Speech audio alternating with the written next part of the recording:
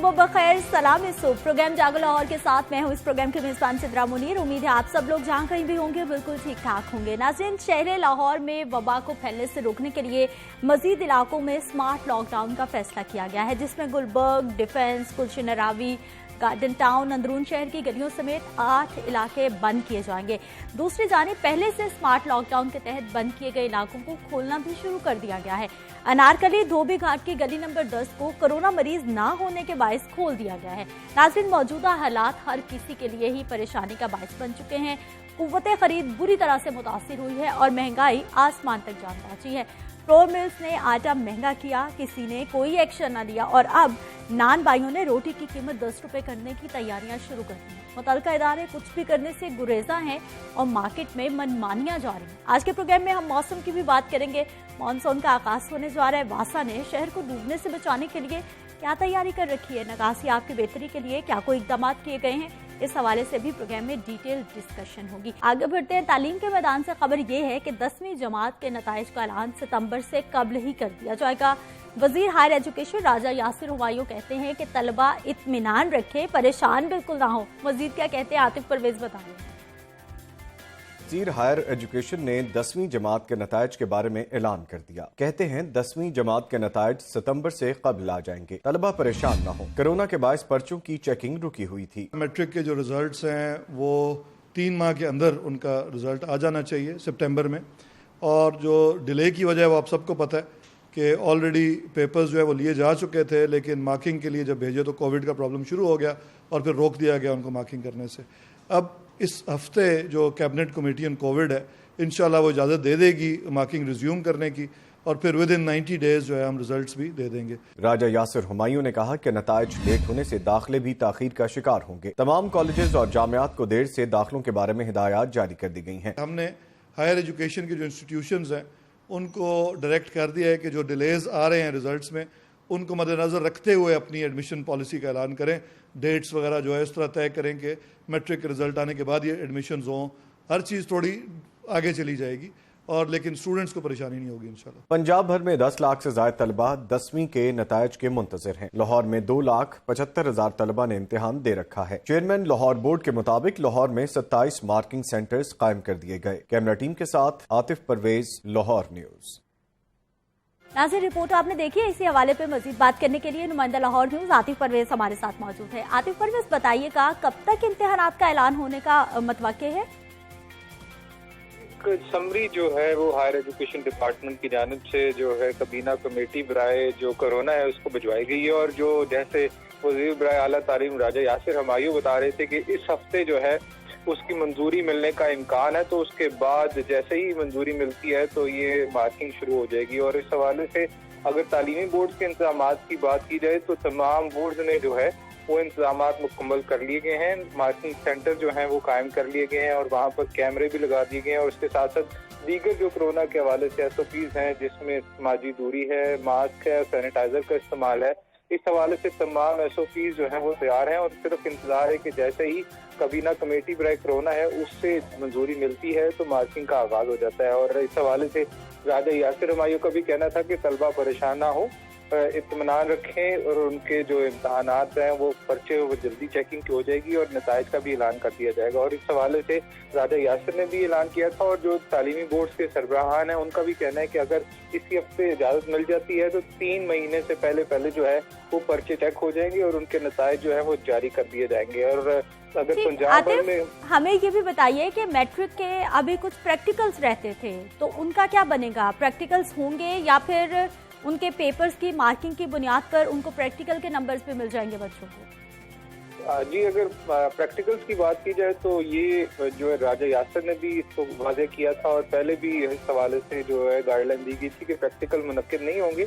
ताहम जो 50% नंबर हैं वो तमाम बच्चों को दिए जाएंगे और जो बाकी नंबर है वो उनके थ्योरी के इम्तहानात को देखते हुए उनमें जो उसकी कारकर्दगी होगी तलबा की उसके मुताबिक उनको बाकी नंबर दिए जाएंगे। और इसी बुनियादों पर जो है उनके ग्रेड जो है मुकम्मल जो मार्क्स हैं वो डिटरमिन होंगे। तो प्रैक्टिकल नहीं होने जा रहे, लेकिन उनके नंबरों की जो फार्मूला है कैसे दिए जाएंगे वो उसका जो है ऐलान कर दिया गया हुआ है। बहुत शुक्रिया आतिफ परवेज, हमारे साथ मौजूद रहे और तालीम के मैदान के हवाले से हमें बता रहे थे कि क्या क्या पॉलिसीज बन चुकी हैं। बच्चों की खैर मौजें लग गई हैं, उन बच्चों की जो कि पढ़ने से थोड़ा जी चुराते हैं, उनको ऐसे ही अगली क्लास में जाने का मौका मिल जाएगा। लेकिन ऐसे तमाम बच्चे जिन्होंने अपने मार्क्स को इन्हांस करना था, बेहतरी लानी थी, उनके लिए अच्छी खबर नहीं है कि उनको ऐसे प्रमोट किया जाएगा और एग्जाम्स का मौका नहीं मिलेगा। मैं ब्रेक पे जाऊंगी, लेकिन जब हम ब्रेक से वापस आएंगे तो हमने बात करनी है जी मॉनसून की बारिशों के हवाले से। वासा की जानिब से क्या प्लानिंग की गई है, किस तरह से शहर को डूबने से बचाया जाएगा, और ख़ास तौर पर उन 2 प्रोजेक्ट्स के बारे में मैंने बात करनी है जो कि एक लॉरेंस पे जिसका शुरू किया गया है जी, वाटर टैंक बनाया जा रहा है बारिशी पानी को सेव करने के लिए। बहुत गहरी खुदाइयाँ कर दी गई हैं, कल से बारिशें होने वाली हैं, कैसे ये मनसूबे मुकम्मल होंगे, बात करते हैं ब्रेक के बाद।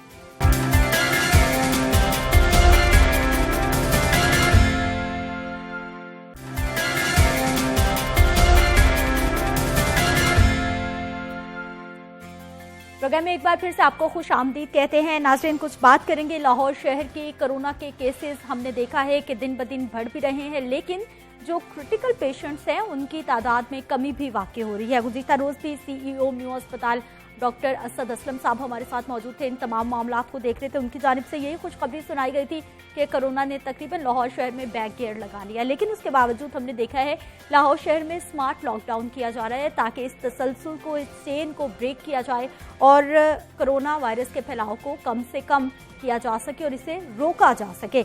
लेकिन दूसरी जानिब बहुत सारे इलाके जिनको सील किया गया था उनमें से कुछ इलाकों को खोल दिया गया है, जबकि गुज़िश्ता रोज़ से एक और खबर ये भी मौसूल हुई थी कि लाहौर शहर के 8 मजीद इलाकों को बंद करने की तैयारियां कर दी गई हैं और बाकायदा तौर पर फैसला आज कैबिनेट कमेटी का अहम इजलास होगा वज़ीर आला साहब की ज़ेर सदारत। उसमें फैसला हो जाएगा कि मजीद 8 इलाके जिसमें गुलबर्ग भी है, DHA भी है, गुलशन रावी, फैसल टाउन और अंदरून शहर की कुछ गलियां मौजूद है जहां पर कहा जा रहा है कि 3613 केसेस रिपोर्ट हुए हैं, जिसकी बुनियाद पर इन इलाकों को बंद करने की तैयारी की जा रही है। आज फैसला हो जाएगा इस लॉकडाउन से, स्मार्ट लॉकडाउन से कितना फ़ायदा हो रहा है, क्या महकमा सेहत अपने मकासद में कामयाब होती दिखाई दे रही है स्मार्ट लॉकडाउन के तहत। बात करेंगे, मेरे साथ मौजूद हैं जी डॉक्टर अशरफ निज़ामी साहब हैं, सदर हैं आप PMA के, और PMA के हवाले से मैं आपको ज़रूर बता दूँ कि मुसलसल जितने भी PMA के मेंबरान हैं, डॉक्टर्स हैं, उनकी जानिब से मुसलसल गवर्नमेंट को तजावीज़ मशवरे दिए जाते रहे कि लॉकडाउन होना चाहिए और सख्त कर्फ्यू नुमा लॉकडाउन होना चाहिए, लेकिन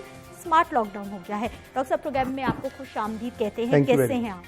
बड़ी मेहरबानी, थैंक यू वेरी मच। अच्छा डॉक्टर साहब, सबसे पहले हमें ये बताइए कि ये स्मार्ट लॉकडाउन, इसका कितना फ़ायदा होता आपको दिखाई दे रहा है, और महकमा सेहत के जो इसके स्मार्ट लॉकडाउन के हवाले से इनकी प्लानिंग थी या ऑब्जेक्टिव्स थे, आपको लग रहा है कि पूरे हो रहे हैं? देखें, 2 चीज़ें हैं। एक चीज़ तो ये है कि जब मैंने कह दिया एज आ हुकूमत कि मैंने ये नहीं करना, तो लिहाजा मैंने नहीं करना। कल की जो हमारे रिस्पेक्टेड प्राइम मिनिस्टर साहब की स्टेटमेंट कि अगर वज़राए आला मुझसे पूछते तो मैं लॉकडाउन होने ही ना देता, ये स्टेट ऑफ कन्फ्यूजन जिसके बारे में मैं समझता हूँ कि मैं as a social worker, as PMA representative समझता हूँ कि हुकूमत को इससे बाहर निकल के आना चाहिए, स्टेट ऑफ कन्फ्यूजन से। पहले खुद बाहर निकलना आना चाहिए, फिर कौम को स्टेट ऑफ कन्फ्यूजन के अंदर नहीं डालना चाहिए। आपका ये कहना वज़ीर आज़म साहब का कि भी अगर मुझसे पूछा होता तो मैं ये कतई तौर पर इजाज़त ना देता, मतलब मेरे लिए तो ये बड़ी अजीब सी स्टेटमेंट थी कि मतलब हुकूमत है, पंजाब में भी हुकूमत है, KPK में भी है, और माशाल्लाह he is at the position, और इस्लामाबाद तो डायरेक्टली ओन वो करते हैं। दूसरी चीज़, कल एक बड़ी अजीब सी बात आई कि हमारे डॉक्टर ज़फ़र मिर्ज़ा साहब को मैं देख रहा था टीवी के ऊपर ही, वो कह रहे थे कि बड़े अफसोस की बात है कि अब जो स्टीरॉयड लोगों ने जी स्टीरॉयड भी स्टोर कर ली। तो भाई ये काम करने के तो हमारे हैं या आपके हैं, हम अफसोस करें, इजहार अफसोस करें, हुकूमत है, हुकूमत तो इम्प्लीमेंट करना है कि हुकूमत ऐसा ना होने दे।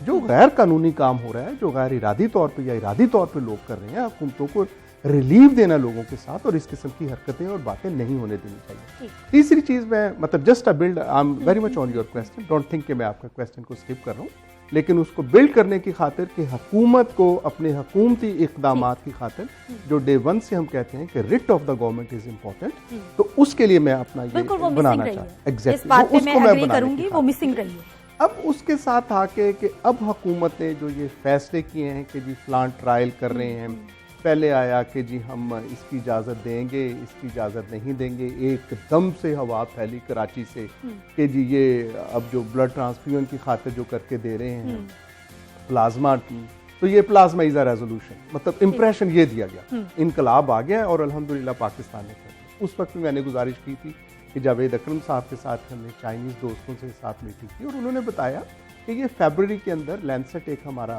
बड़ा जर्नल है इम्पोर्टेंट, उसमें ये स्टडी छप चुकी है कि ये it is just in a trial basis होती है। फिर पता चला जी हाइड्रोक्सी क्लोरोक्वीन के बारे में आपके शो के साथ ही हम थे, उस वक्त लगा कि जी बस ये तो वैसी दवाई आ गई है कि सारी है, लिहाजा क्या हुआ मार्केट के साथ हमें अब जिसने जो चूरन बेचना है वो चूरन के साथ लेके आ जाए। अब ये जो चूरन है ना, आप मतलब मुझे इजाजत दीजिएगा, आप मतलब बुरा मनाते हैं इस चीज को कि हम क्रिटिकल फॉर नथिंग। अब ये जो चूरन है ना, ये स्मार्ट लॉकडाउन वाला, ये मैं बिल्ड यही कर रहा हूँ, ये वही चूरन है। अब लाहौर के अंदर आपने अभी मतलब न्यूज के साथ आपके साथ देख रहे थे, मॉडल टाउन बंद कर दिया, गुलबर्ग बंद कर दिया, अंदरून बंद, तो भाई रह गया है, व्हाट इज लेफ्ट ओवर। और दूसरी चीज देखें कि अगर हम दुनिया के अंदर सारे रहते हैं, दुनिया जहाँ पर हजूम है और मैं ये अर्ज कर रहा हूँ ना, ये वाली अर्ज कर रहा हूँ, और दुनिया के अंदर देखें जब ये देखा गया कि हमने बड़ी मिसालें ली, आजकल इंडिया हमारे मतलब बड़ा आया हुआ, देखो इंडिया ने ये कर दिया, इंडिया पता नहीं क्यों इंडिया आ गया। पहले हमारे लिए स्वीडन बड़ी मिसाल बनी हुई थी, देखो स्वीडन ने तो लॉकडाउन ही नहीं किया। अब स्वीडन ने लॉकडाउन नहीं किया, उसने पब्लिकली आके माफी मांगी कि हमने गलत किया, हमने लॉकडाउन नहीं किया, हमने वो जो जिंदगी और जानों का जो ज़िया किया हम उनको बचा सकते थे ये करके। और it is not a big science. अभी मतलब इंपीरियल कॉलेज लंदन ने, जो कि आज हमारी गुफ्तगू के अंदर आती भी हैं चीज़ें, और अताउर रहमान साहब प्रोफेसर साहब ने भी इस चीज़ का तस्करा किया है कि what is probability over here, और आप तो इस चीज़ की गवाह हैं। उस वक्त जबकि यहाँ मतलब अभी सैकड़ों में भी केस नहीं थे पहुंचे, तो हम कोई साइंसदान नहीं है, लेकिन certainly we have a vision, we listen to others, दुनिया के अंदर जो है। उस वक्त मैंने अपनी प्रेस कॉन्फ्रेंस में ये कहा था कि ये हजारों में नहीं कि लाखों के अंदर केसेस आए।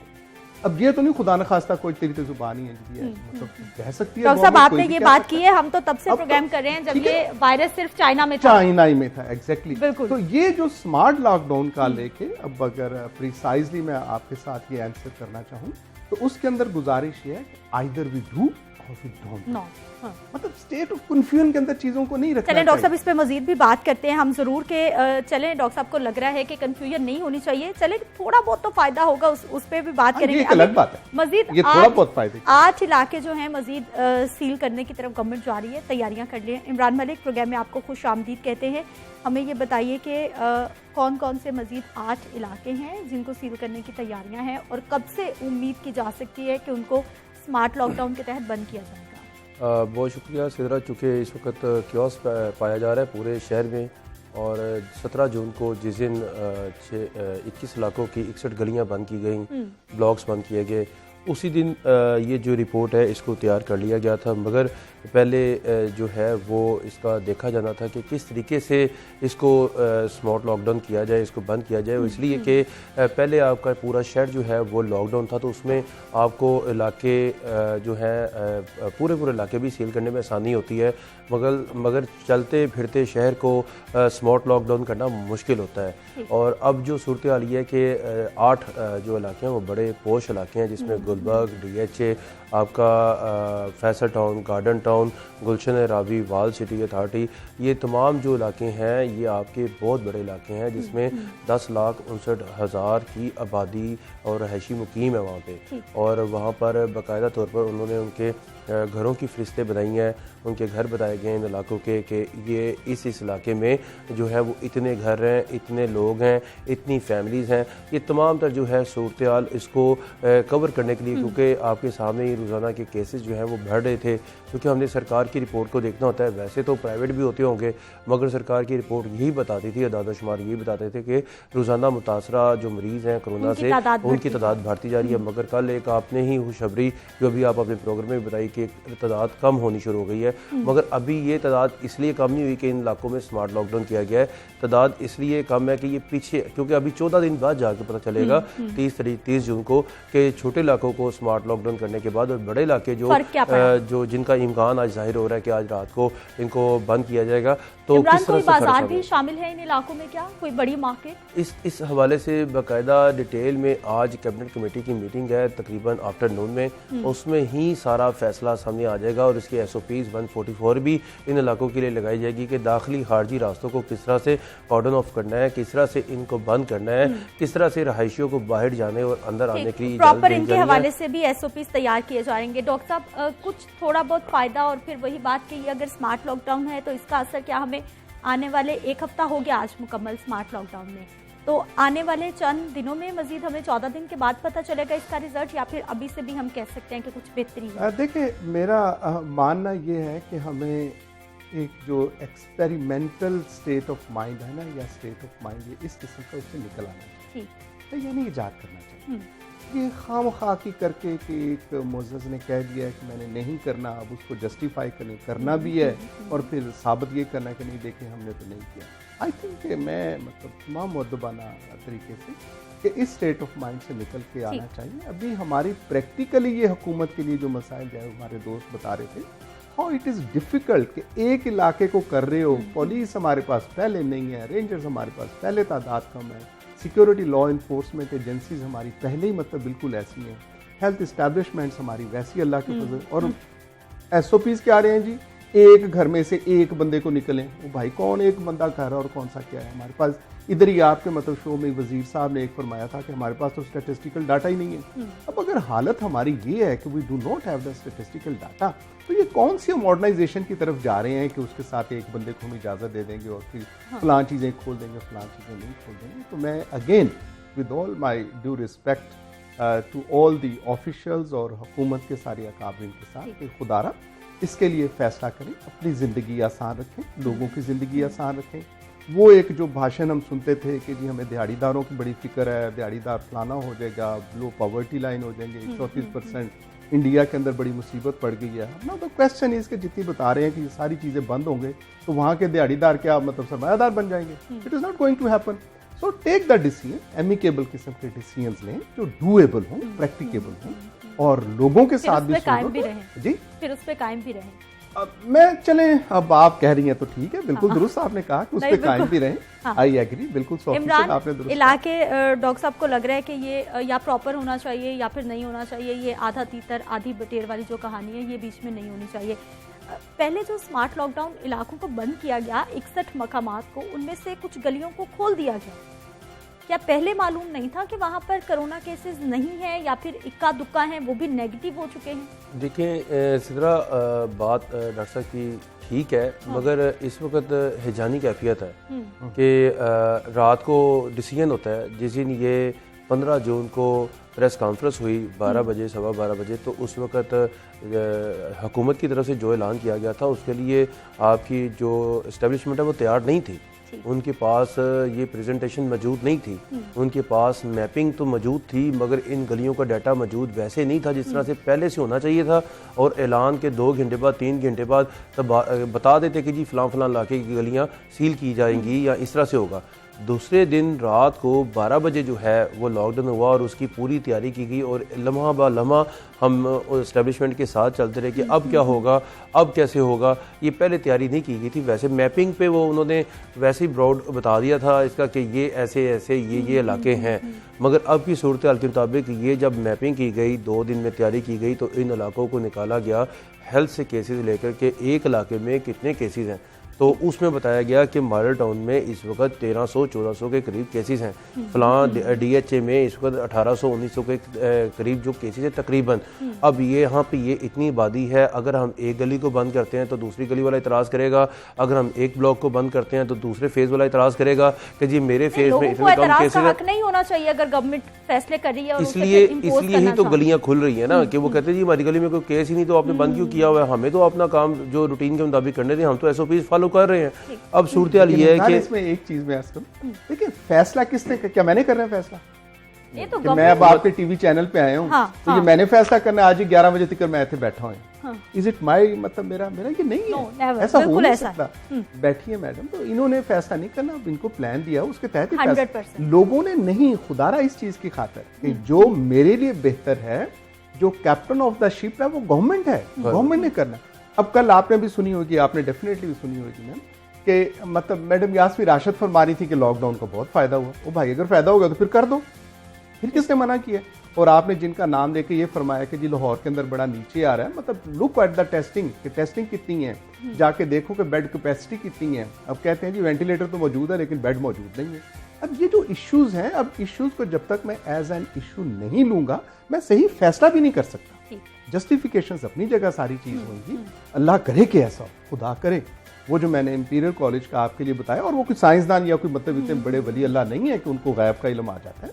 उन्होंने एक मॉडल बनाया है, एक रखा है कि हमारे पूरी दुनिया के लिए करते हैं, not only special to Pakistan, कि आपके पास हेल्थ के इस्टेब्लिशमेंट्स के क्या रिसोर्सेज हैं, आपके लोगों का शऊर कैसा है, आपकी बाकी मतलब पैरामीटर, अच्छा डॉक्टर साहब माजरत और वो के साथ आपकी फिट बात करते हैं और उसमें से बता देते हैं, और उन्होंने निकाल दिया। अब देखिए मैं एक आपकी कथा कलामी मैं आपकी बात को ही रिस्पॉन्ड करना चाह रही हूँ कि जितने भी हमारे पास रिसर्चेज आ रही हैं वो हमें कभी सिंगापुर वाले बता रहे हैं, कभी हमें बरतानिया वाले बता रहे हैं, कभी अमेरिका वाले बता रहे हैं, हमें अपना तो कुछ पता ही नहीं। हमारा है लेकिन हम उसको तस्लीम नहीं करना चाहते। अब हमारा क्या है आपको पता नहीं, ये जो 15 मई वाली गालिबन हुकूमत पंजाब की जो थी, जो मतलब फिर लीक कर दी गई या लीक हो गई, 6,70,800। देखे मेरे लिए, मैं नहीं है कि इंटेलिजेंट मैं हूँ, मतलब इतनी दफा वो आई है तादाद 6,70,800, 6,70,800 के 30 अप्रैल लाहौर शहर के अंदर। लेकिन अब लाहौर के अंदर मैं समझता हूँ कि साइंटिफिक अगर गलती भी होगी 100 में हो जाएगी, हजारों में हो जाएगी, लाखों में हो जाएगी। अब ये तो नहीं हो सकता कि 6 लाख वहां तो हमने 0 लिखना तो वो 0 को किसी ने 6 कर दिया। लेकिन उस पे एतराज उठा था रिपोर्ट पे, अपनी रिपोर्ट नहीं। अब एतराज किस वजह से एतराज उठा था? अब एतराज तो हमें उठाना चाहिए एस PM में कि हमने हुकूमत को ये कहा कि 9 town, again I will refer back to you, और आप इसकी गवाह हैं कि हम मतलब बहुत पहले कह के गए थे कि 9 टाउन है, 9 टाउन्स के अंदर जो आप एट रैंडम ये इन्वेस्टिगेशंस करें, टेस्टिंग करें, और उसके साथ फैसला कर लें कि अगर लोग इससे गुजर चुके हैं तो फिर there is no use of any lockdown. बंद करें कि ठीक है हमें लॉकडाउन की जरूरत नहीं है, कि अगर आप समझते हैं लोग इन्फेक्ट हो गए और जो एक बड़ा मॉडर्न टेक्नोलॉजी यूज करते थे जी, हर्ड इम्यूनिटी आ जाएगी। If it is the herd immunity और हम उसके साथ आ गए तो बिस्मिल्लाह, फिर बंद ना करें, but it should be scientifically justified. अगर साइंटिफिकली जस्टिफाइड है तो फिर किस चीज का में है? बाकी ठीक फैसले ठीक होते हैं, फैसले ठीक नहीं होते हैं, फैसलों का इम्पैक्ट भी कभी ठीक होता है, कभी इम्पैक्ट ठीक नहीं होता, that is a separate issue. तो अगर मैं समझता हूं कि वो रिपोर्ट को, और मेरे नजदीक वो रिपोर्ट गलत नहीं है, and I have reason for that. Reason being, आप मतलब जाते हैं जाके देखें कि मेयो हॉस्पिटल में क्या हालात हैं, जिन्ना हॉस्पिटल में क्या है, और प्राइवेट इंस्टीट्यूशंस के अंदर क्या, जहां लोग पैसे दे रहे हैं, बुरे हालात हैं, क्या वहां पे लोगों को इलाज मुआवजे की या बेड की वो सहूलत आ रही है? नहीं। और ये वो लोग हैं जो 6% है। 92% लोगों को तो पता ही नहीं है हम में से कितने लोग हैं जिनके, और जिसके साथ हमारा कंसर्न है, because they are the one जो कि सारे फैलाव का बायस बनते हैं। एक गरीब आदमी को जिसको टेम्परेचर हो गया, बॉडी एक्स हो गई, या जो हम कहते हैं सांस लेने के अंदर वो तकलीफ हो गई, उसने तो किसी ना किसी के साथ जाना ही।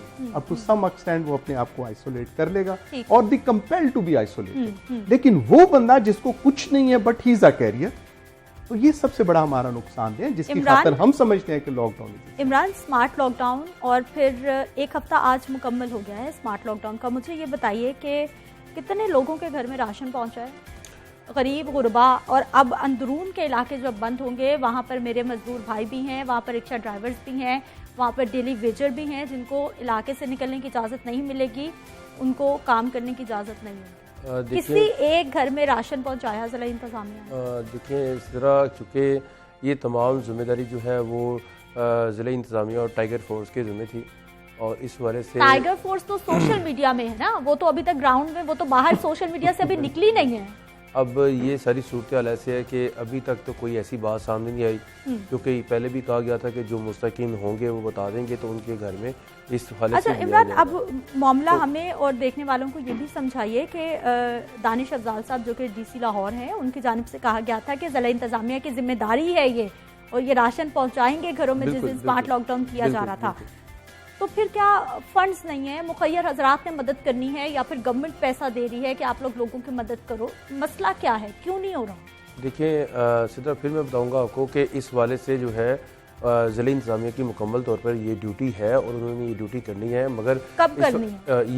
यही बात मैं आपसे बताने लगा हूँ कि उनका ये कहना है कि कोई मुस्तकीन हैं जिनकी लिस्टें तैयार की जा रही हैं, तो आज दोबारा उनसे पूछते हैं कि क्या लिस्टें हैं, कहाँ पे इनको राशन पहुँचाया गया, किस तरह से। अभी तक तो कोई ऐसी बात सामने नहीं आई, हालांकि इनका ये काम था कि ये तमाम राशन जो है वो तकसीम करते हैं मुस्तकीन में।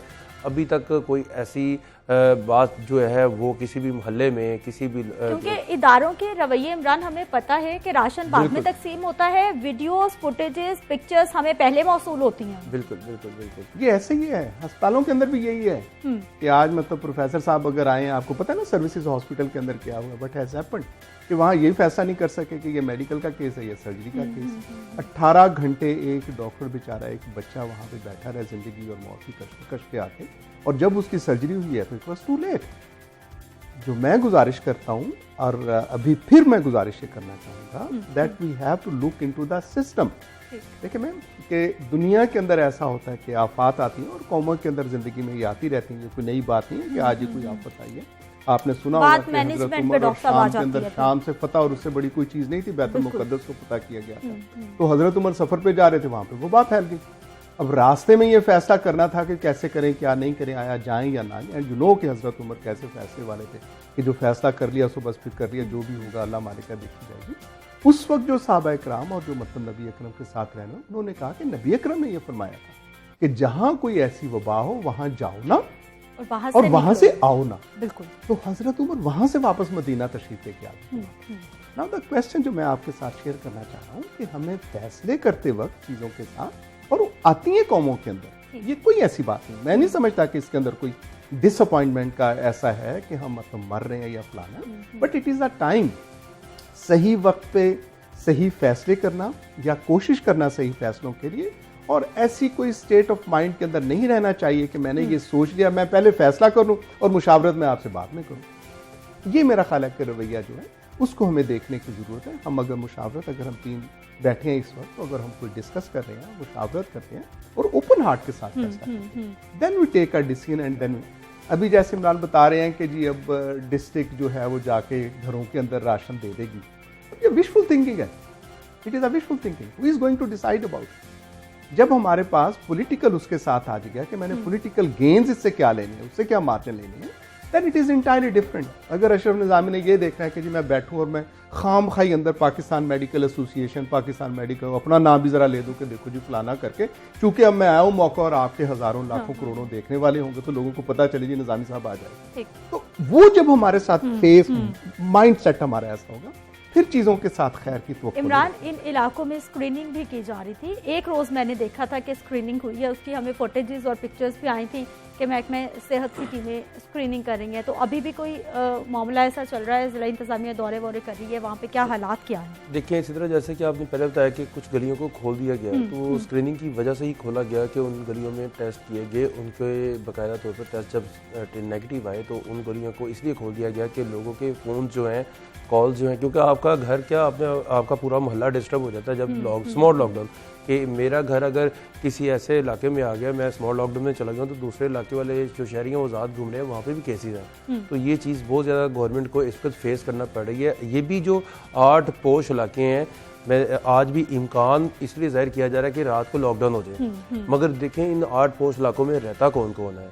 यहाँ पर तमाम लोग जो हैं वो फैसले करते हैं। लाहौर शहर के बड़े लोग क्या, उनकी 60 साल से ज्यादा उम्र है? नहीं डॉक्टर, गवर्नमेंट के फैसले करते हैं, तो उसमें आप ये ना सोचिए कि गुलबर्ग में सिर्फ अमीर लोग रहते हैं। ठीक है, बहुत शुक्रिया इमरान, वहाँ पे ज्यादा गरीब लोग रहते हैं। एक घर के साथ 6-6, 10-10 मुलाजिम रहते हैं। बहुत शुक्रिया डॉक्टर साहब प्रोग्राम में शामिल होने के लिए। यकीनी तौर पर जो गवर्नमेंट के फैसले हैं उनको इस तरह से दूसरों को असरअंदाज उन पर नहीं होना चाहिए, बल्कि जो गवर्नमेंट एक बार फैसला कर ले फिर उससे इम्प्लीमेंटेशन होता दिखाई देना चाहिए। और इन हालात में गवर्नमेंट की रीड दिखाई देना एक बहुत बड़ी बात है और वक्त की अहम तरीन जरूरत भी है। यहाँ पर वक्त एक शॉर्ट ब्रेक का, हमारे साथ है।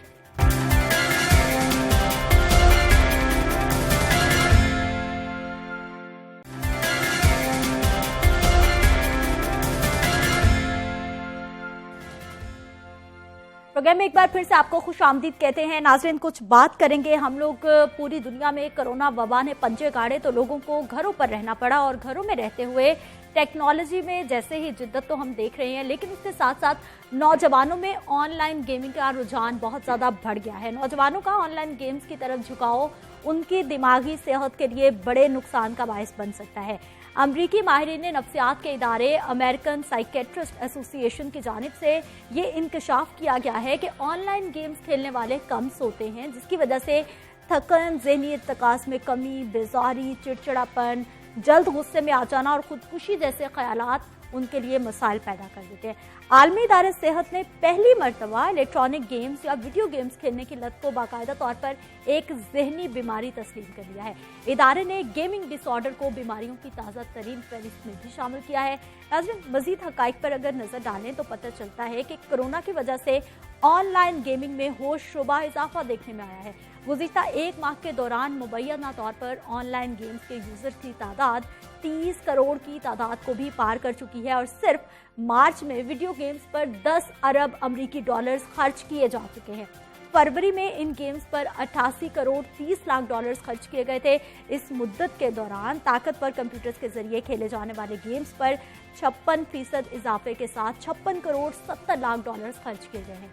इंडस्ट्री ट्रैकर के मुताबिक मार्च के दौरान डिजिटल गेम से इकट्ठे होने वाले सरमाए को सामने रखते हुए रवां साल इसमें 11% इजाफा देखा गया है। लॉकडाउन के बायस वीडियो गेम्स की दुकानें बंद होने की वजह से इन गेम्स को ऑनलाइन खरीद कर डाउनलोड किया गया है, जिसकी बदौलत खरीदारी का नया रिकॉर्ड कायम हो गया है। डच द लेबल नामी इदारे की जानिब से किए गए सर्वे के मुताबिक ऑनलाइन गेम्स खेलने वाले 57% नौजवानों को खेल के दौरान डराया या धमकाया भी जाता है, जिसकी सबसे बेहतरीन मिसाल ब्लू वेल गेम है, जिसकी वजह से सैकड़ों लोगों ने अब तक खुदकुशियां भी कर ली हैं।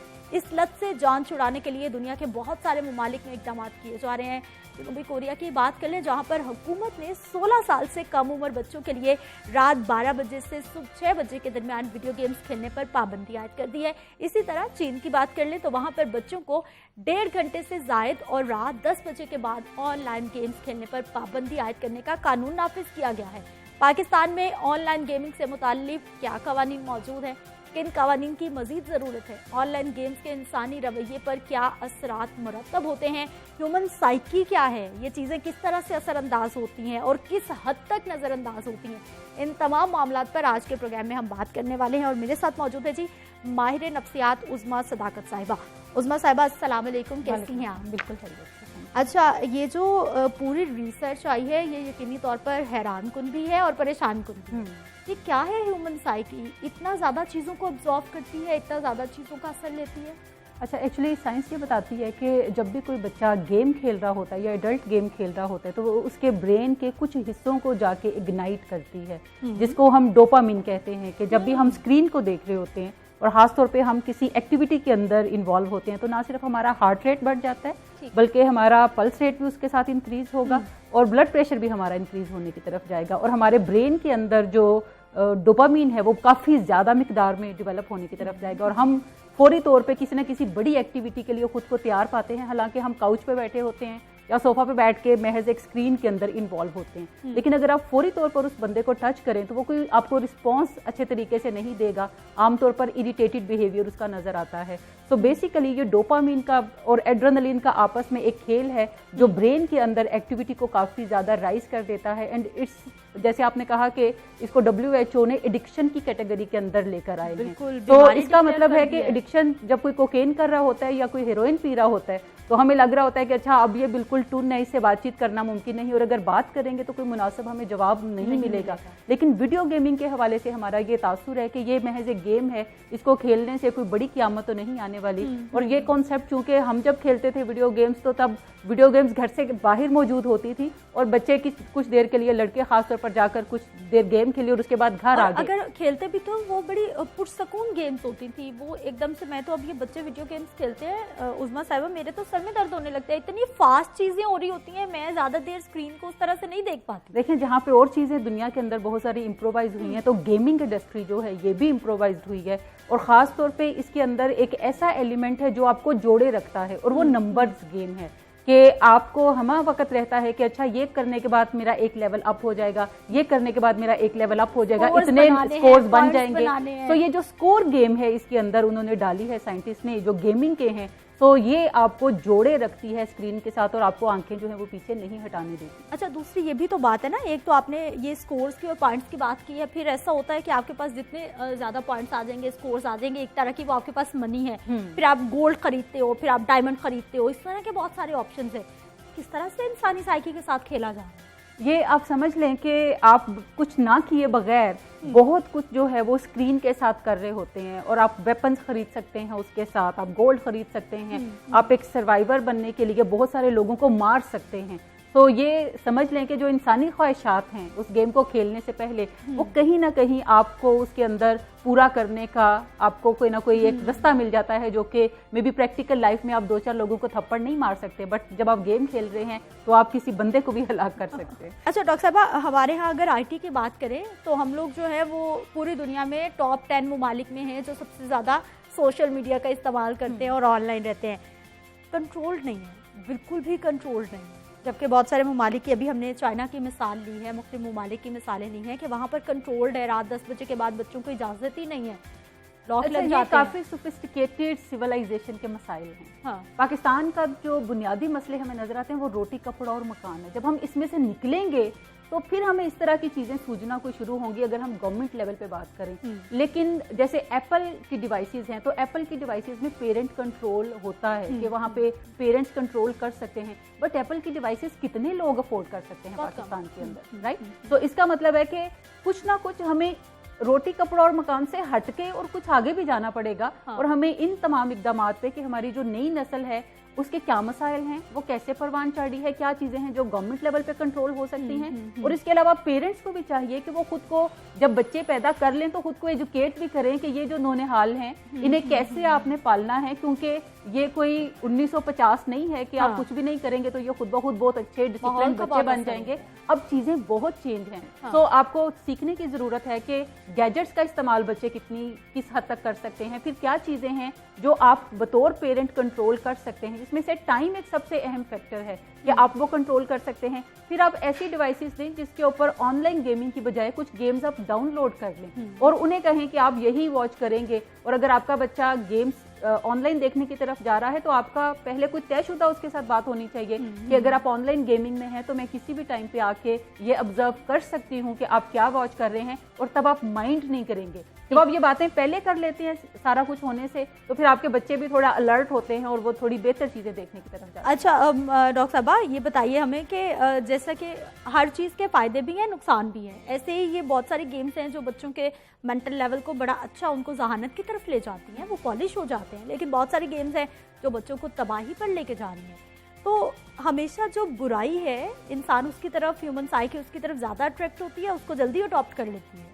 मेरे ख्याल में लोगों को ये आसान लगता है, यानी कुछ बुरा काम करना शायद उसमें क्यूरोसिटी है, उसमें अट्रैक्शन बहुत ज़्यादा है, वो आसान लगता है, जबकि मेरे ख्याल में ये काफ़ी मुश्किल काम है। आई मीन किसी बंदे को थप्पड़ मार के उससे लड़ाई लेना और फिर थप्पड़ खाना भी ये काफ़ी मुश्किल काम है, लेकिन बज़ाहिर इसमें एक्साइटमेंट बहुत ज़्यादा है। जबकि जो लोगों की वाह भी मिलती है ना, भाई तुमने तो कमाल कर दिया, तुम तो शेर बन गए। जबकि जो अच्छे बिहेवियर्स हैं उसके ऊपर हमारे यहाँ कोई ज़्यादा एप्रिसिएशन नहीं होती। अगर आपका बच्चा काम कूल बैठा हुआ है या अदब से बात कर रहा है तो आप बिल्कुल अप्रिशिएट नहीं करेंगे, आप एक्नॉलेज ही नहीं करेंगे कि ये एग्जिस्ट भी करता है। लेकिन जैसी थोड़ी सी वो ऊंची आवाज़ करेगा तो आप कहेंगे कि आवाज़ अपनी नीची करो वरना मैं ये कर दूंगा, मैं वो कर दूंगा।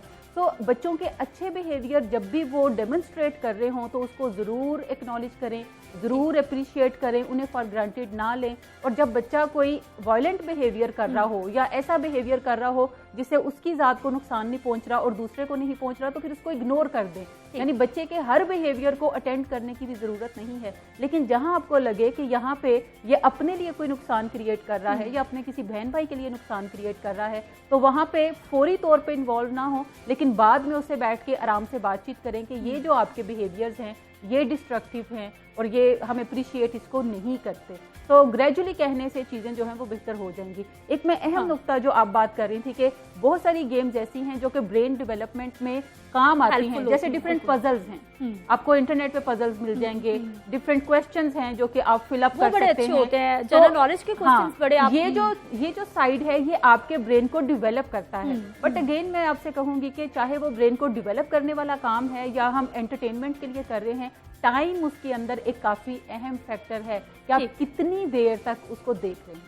अच्छा उस्मा साहिबा, बच्चों को कैसे बचाया जाए इन गेम से, पेरेंट्स को कैसे समझाया जाए, क्योंकि अब तो हर घर में बच्चे जो है वो गेम्स खेल रहे हैं, बाकायदा पेरेंट्स ने उनको जदीद सिस्टम्स लगा के दिए हैं जहाँ पर वो बैठे हुए बस गेम्स ही खेलते जा रहे हैं। अच्छा, आजकल चूंकि कोरोना की सिचुएशन है तो पेरेंट्स को भी लगता है कि बच्चे घर के अंदर कैद हैं और ये थोड़ा इन पे जुल्म हो रहा है। जबकि हमें ये अंडरस्टैंड करना चाहिए कि ये कोई ऐसी चीज नहीं जो कि हमने जानबूझ के लागू की है।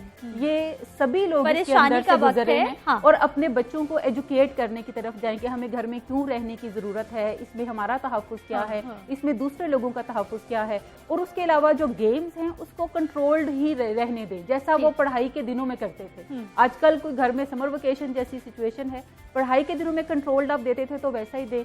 अक्सर मैंने देखा है कि माएँ बच्चों को थोड़ा काम रखने के लिए भी दे देती हैं कि अगर उन्हें घर का कोई काम करना है कि घर में कोई गेस्ट आए हैं तो बच्चों से जान छुड़ाने का बेहतरीन तरीका यह है कि उन्हें आप टैबलेट पकड़ा दें, सेलफोन पकड़ा दें और उसके ऊपर उन्हें गाने लगा दें या मुख्तलिफ गेम्स लगा दें ताकि वो बिजी रहें। या फिर आप कहीं उन्हें लेकर जाते हैं, कोरोना से पहले सिचुएशन ये थी कि जब भी बच्चे किसी जगह पे गेट टुगेदर के अंदर जाते थे तो हर बच्चे के हाथ में एक अदर टैबलेट होता था और वो कॉर्नर में बैठ के टैबलेट्स के अंदर घुसे हुए हैं। तो आपको थोड़ा करना पड़ेगा कि कुछ तवज्जो बच्चों के ऊपर भी देनी पड़ेगी, उन्हें एंगेज करना पड़ेगा खास तौर पे फिजिकल एक्टिविटीज में। यानी हमारे यहाँ जो रुझान है पार्क्स के अंदर जाने का, वॉक करने अच्छा, का, साहिबा वो मेरा काफी अगला कम है। क्वेश्चन भी आपसे यही था कि पेरेंट्स एक्सक्यूज ये देते हैं, हालांकि वो उनके अपनी बच्चे खराब हो रहे हैं ना, लेकिन उनके पास एक्सक्यूज होता है, वो अपनी गलत चीज़ को जस्टिफाई करने की कोशिश कर रहे होते हैं और कह रहे होते हैं कि भाई बच्चे बाहर नहीं जा रहे, ग्राउंड में जाने वाले हालात नहीं है, हमारी लॉ एंड ऑर्डर की सिचुएशन ऐसी है, रूटीन में भी हम बच्चों को नहीं भेज सकते ना, बच्चे गली मोहल्ले में खेल सकते, तो फिर बच्चे करें क्या? अच्छा, ये मेरे ख्याल में एक पर्सपेक्टिव है पेरेंट्स का कि वो ये ऐसा सोचते हैं। हालांकि इस सिचुएशन में मेरे नीसेज एंड नेफ्यूज छोटे हैं, हर बच्चा वॉक करता है और 20 मिनट्स की वॉक मस्ट है।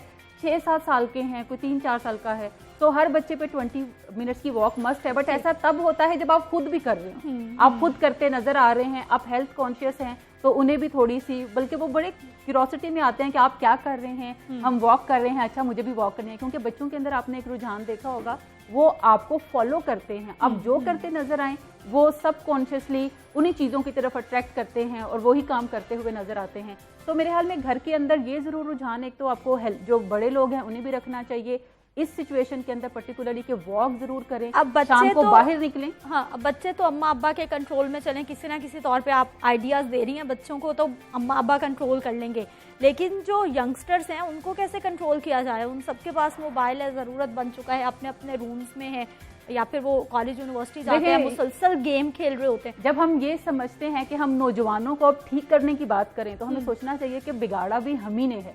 तो पहला स्टेप तो है कि आप छोटे बच्चों से डिसिप्लिन उन्हें करना शुरू करें।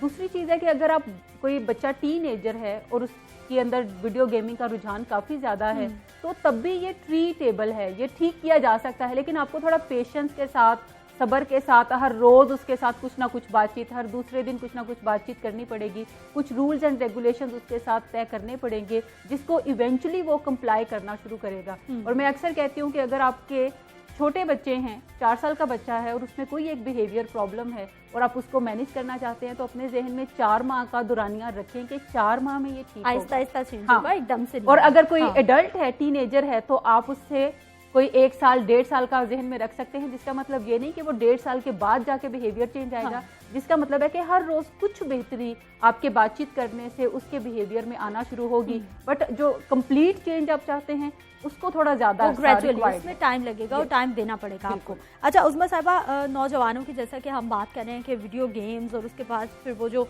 अजीब से तशद्दुद पसंदाना रवैये, एहसास खत्म होता जा रहा है हमारे रवैयों से, को कैसे कंट्रोल करें? क्योंकि अगर पेरेंट्स उन पे निगाह रखते भी हैं तो वो कहीं ना कहीं बाहर निकलते हैं, वो अपने दोस्तों के साथ मिलते हैं, मोबाइल हर बंदे के पास है, इंटरनेट की सहूलत हर घर में मौजूद है, क्या किया जाए?